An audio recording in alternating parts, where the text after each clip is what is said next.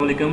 ये मैंने Adobe Illustrator open किया हुआ है। इसमें मैं आपको सिखाऊंगा कि किस तरह किसी भी ऑब्जेक्ट की बाउंड्री किस तरह बना सकते हैं, कोई भी शेप किस तरह हम बना सकते हैं।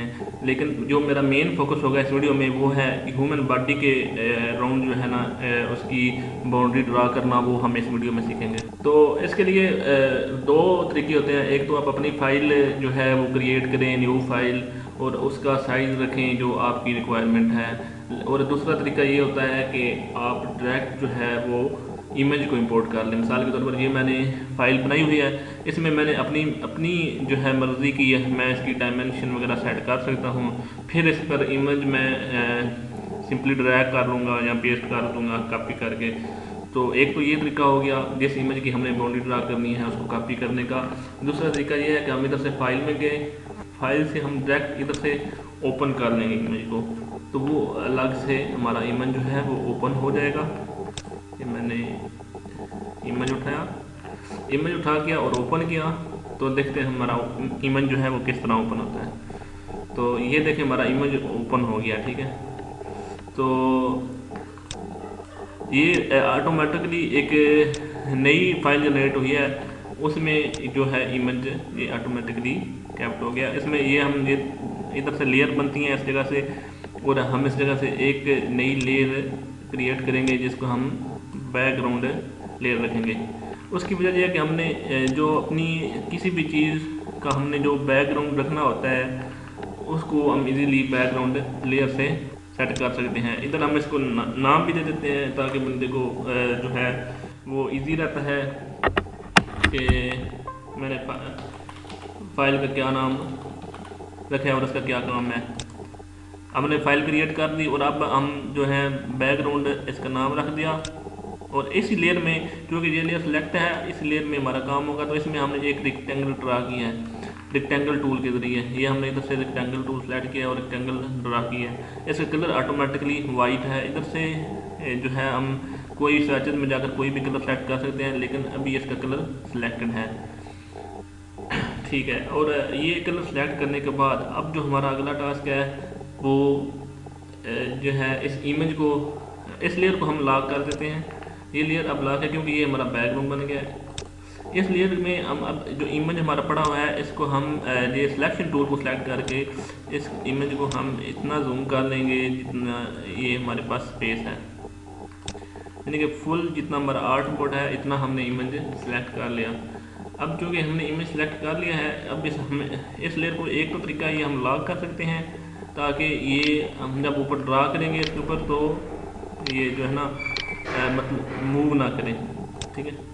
तो हम चलो इसको वही करना है। और दूसरा तरीका इधर से ये होता है कि हम इधर से उस लेयर को टेम्पलेट बना देते हैं। टेम्पलेट बनाने से क्या होता है, ये अनलॉक किया, ये हमने टेम्पलेट अनलॉक करने की ज़रूरत नहीं होती, लेकिन ऑटोमेटिकली जब टेम्पलेट बनता है तो उसका मतलब ये होता है कि ये अनलॉक हो गया है। और दूसरा इसका फ़ायदा ये होता है कि अब ये इसको उन्होंने मतलब जो है इसको मध्यम कर दिया थोड़ा, ताकि इस पर हम इजीली ड्रा कर सकें। और हम एक न्यू लेयर बनाएंगे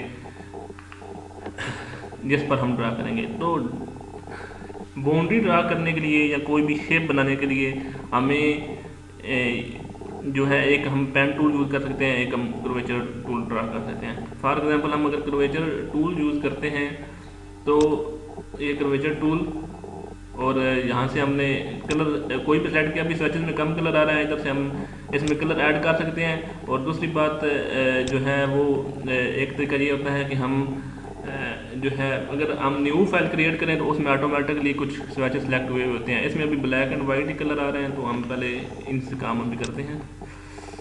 अच्छा, ये कर्वेचर टूल है, ये इस तरह काम करता है कि ये ऑटोमेटिकली अगर कोई भी चीज़ हम ड्रा करनी हम पॉइंट लगाते जाएंगे तो ऑटोमेटिकली उसको राउंड करता जाएगा। इजीली कोई भी हम ऑब्जेक्ट ड्रा कर सकते हैं इस तरह से। ये एक ऑब्जेक्ट ड्रा हो गया। मिसाल के तौर पर हम इधर एक रेक्टेंगल ड्रा करते हैं तो ये रेक्टेंगल नहीं ड्रा करेगा, ये उसको इस तरह से राउंड करेगा जितना बेस्ट पॉसिबल उसका राउंड है, जैसे सर्कल टाइप बना देगा। लेकिन अगर हम रेक्टेंगल बनाना चाहते हैं तो हमें डबल क्लिक करनी पड़ेगी। डबल क्लिक से मुराद है ये उसको वो जिस समझता है कर्वेचर टूल के थ्रू जब हम डबल क्लिक करते हैं तो ये समझता है ये एज है, और जब एज समझता है तो फिर ये कर्व नहीं बनता कर्वेचर टूल जो है।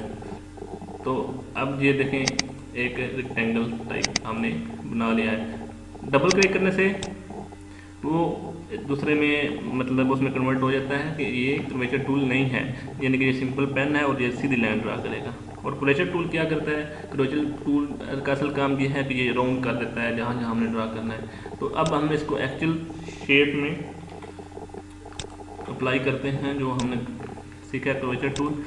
ये थोड़ा सा हम कंट्रोल प्लस प्लस से हम इसको जूम कर लेते हैं, जहाँ से शुरू कर लें और कोशिश करें यहाँ से शुरू करें, वहाँ पहले से डबल क्लिक कर दें अगर हम कर्वेचर टूल यूज़ कर रहे हैं तो।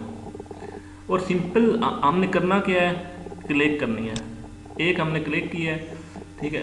और देखें उसने खुद ही बाजू के हिसाब से उसने एक कर्व बना लिया है। और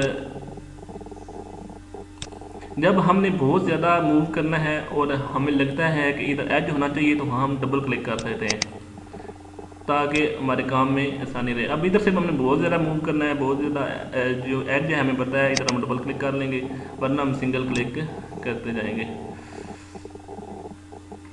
एक मैं चीज़ बताता चलूँ, ये अंदर से फिल हो रहा है कलर, इधर से इस जगह से हम कलर चेंज करते हैं। इसका ये जो ऊपर है इसका मतलब होता है कि ये जो इनसाइड कलर है और इसका मतलब होता है बाउंड्री कलर। तो हम इस जगह से इसको क्लिक करें तो स्वैप हो जाता है कलर, जो बाउंड्री का कलर होता है वो दूसरा हो जाता है। और वरना इधर से हम बाउंड्री का कलर अलग और अंदर का कलर अलग भी सिलेक्ट कर सकते हैं। ये सिंपल हम क्लिक करते जाएं तो ये बाउंड्री ड्रा होती जाती है जिस हिसाब से हमने करनी हो। ये कर्व हम एडजस्ट कर सकते हैं पॉइंट छोटे छोटे लगा के, मतलब इस तरह हम ये कर्वेचर टूल यूज़ करते हैं। अभी हम जो है इसको डिलीट करते हैं ताकि मैं दूसरा कर्वेचर टूल की बजाय हम पेन टूल यूज़ करते हैं। इधर पेन टूल भी इजीली काम करता है, लेकिन इसमें क्या है, ये ऑटोमेटिकली सीधी लाइन ड्रा करता है। लेकिन अगर उसकी रेक्टेंगल बनानी है या एज बनाने हैं तो हमें उस पर जो है पहले उसको हमें मूव करना पड़ेगा। अभी हमने अगर एज बनाना है तो ये देखें ऑटोमेटिकली इसने सीधी लाइन बनाई है। अब हमें ये फील हो रहा है ये हाथ है हमारा, तो इसके लिए हम क्या करेंगे, अगर हमने इसको कर्व बनानी है तो हम जहाँ पर क्लिक करेंगे वहाँ से जो है माउस को मूव करेंगे तो ऑटोमेटिकली ये कर्व बनेगी। यहाँ हम इसको मर्जी सेट कर सकते हैं फिर। और जब हमारी कर्व बन जाएगी तो हमने ये जो हमारा एंकर पॉइंट होगा इस पर क्लिक करना है, वरना वो फिर आगे भी ऑटोमेटिकली कर्व बनाता रहेगा और वो हमारे लिए प्रॉब्लम हो जाएगी। अभी हमारे लिए इतना समझना ज़रूरी है, जैसे ही हम कोई भी कर्व बनाएं पेन टूल के थ्रू तो हमें एंकर पर एक क्लिक कर देनी है। यहाँ हम सीधी लाइन बनाते हैं, ठीक है, ये सीधी लाइन देखें, ये बहुत ही इजीली हम अपनी कर्व ड्रा कर पा रहे हैं। ये थोड़ी सी कर्व है इधर, तो हम इधर कर्व बना लेते हैं। देखें 1-2 मिनट में हम पूरी जो है ये अपनी इमेज को इसकी बाउंड्री हम ड्रा कर लेंगे। इधर हमने कर्व बनानी है तो हमने इधर माउस को इस तरह मूव किया तो कर्व बन गई और हमने उस पर एक क्लिक कर दिया एंकर पर। ये थोड़ी सी कर्व है तो इसको हम कर्व उस हिसाब से बना लेते हैं और इधर एक क्लिक करते हैं, ये सीधी लाइन है। ये अब हैंड आ गया इधर। अगर हम वो बनाना चाहते हैं कर्व तो हमें इसको मूव करना पड़ेगा माउस को।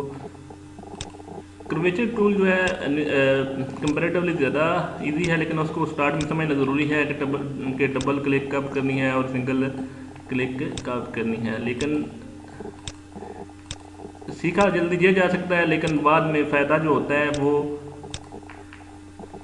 उसका ज़्यादा होता है कर्वेचर टूल का, क्योंकि कोई भी चीज़ वो ऑटोमेटिकली उसको शेप करता है। इसमें हमें देखना पड़ता है कौन सी कर्व कहाँ ड्रा करनी है। तो मतलब दोनों बहुत इजी हैं। और ये देखें हमने ड्रा कर लिया। अब जो हमने लेयर टेम्पलेट बनाई थी इस लेयर को हम इधर से डिलीट कर देते हैं, ठीक है, ये लेयर डिलीट होगी और जो हमारा बाकी बच गया वो है हमारा जो हमने शेप बनानी थी वो हमारी शेप बन गया। इसको हम बड़ा करने के लिए अगर हम शिफ्ट और आल्ट दबा कर इसको खींचेंगे तो ये उसी साइज़ में बड़ा होगा जिसमें है, यानी कि चारों तरफ बराबर बड़ा होगा, ठीक है। इसको हम सेंटर करने के लिए ट्रांसफॉर्म टूल में जाते हैं, ट्रांसफॉर्म में, और जहाँ पे ट्रांसफॉर्म टूल में अगर 3 चीज़ें हैं, इसको पाथ फाइंडर कहते हैं ओवरऑल, और इसमें 3 चीज़ें हैं, एक ट्रांसफॉर्म है और एक लाइन है, एक पाथ फाइंडर है। तो हम इसको लाइन करते हैं सेंटर में।